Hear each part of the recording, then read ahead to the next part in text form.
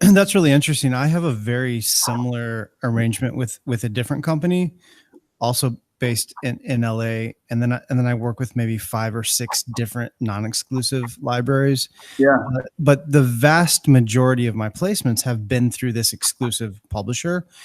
Can you Was there a conversation you had when you initially met Bob? Like, what gave you the confidence to sign 60 songs exclusively? What made you feel like this was going to be a fruitful relationship? Primarily the homework that I did. It was a slow decision, and he Yeah. never pushed me. He never put a deadline on me. He was never like, "Hey, this True Blood show really you'd be perfect for, but we need to do this right now." In Okay. in hindsight, it's sort of what happened. Those initial True Blood placements, they ended up using 3 of my songs over 7 years. Once I made the decision and felt good about doing this, he really did have. Um, he had people that were definitely looking for songs in my genre. Yeah. And I was a new artist. I spent most of my time in the Midwest and in Europe. For Los Angeles, I was certainly also a brand new voice that these music supervisors and decision makers were hearing at that time, anyway.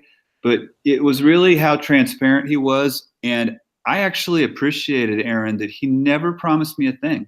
We've had a Yeah. really good relationship, but he was very upfront about saying, "Kelly, I love your catalog of songs. I love what you do, but I can't guarantee you that X number of music supervisors are going to also love it and use it." Because, Yeah. as it's a very much you know, it's not even about whether music supervisors like you. I think it's more, do you happen to fit that need that they have right at that moment? And is your publisher easy to work with so that they can, make the deal, make it affordable? There are a lot of, I think, different variables, that are going on behind the scenes that most songwriters and artists probably not aware about and probably don't care about. I guess I've just learned more about it from some of my interactions with not only my publisher, but even some of the music supervisors, that I've kind of met through Bob. Yeah. Um, just sort of what they're going through and how many songs they're going through and how quickly they need to make a decision to use a song. This all right speaks to why exclusive for me has been better, because the time commitment that Bob has to put in and actually pitching, my music, and then quickly coming to some type of sync fee agreement on what he thinks is a fair deal.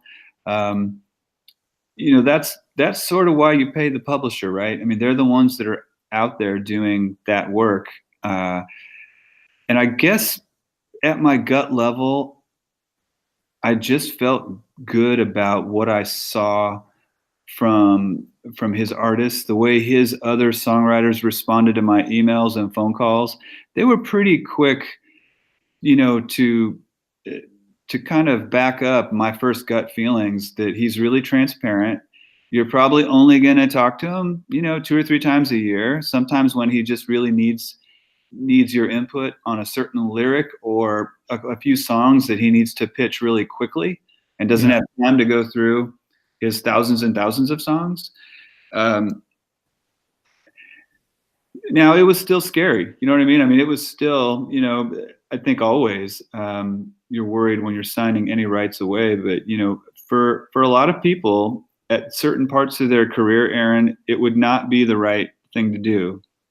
For me, I was already 40 years old, and my main touring was behind me, and it felt like it was the perfect thing for me to do. And it's worked out very well, and I agree with you completely. The exclusive songs are the ones that have been generating the most income. The non-exclusive ones, I wanted them out there, maybe like you, just for a chance for them to maybe make a little money somewhere.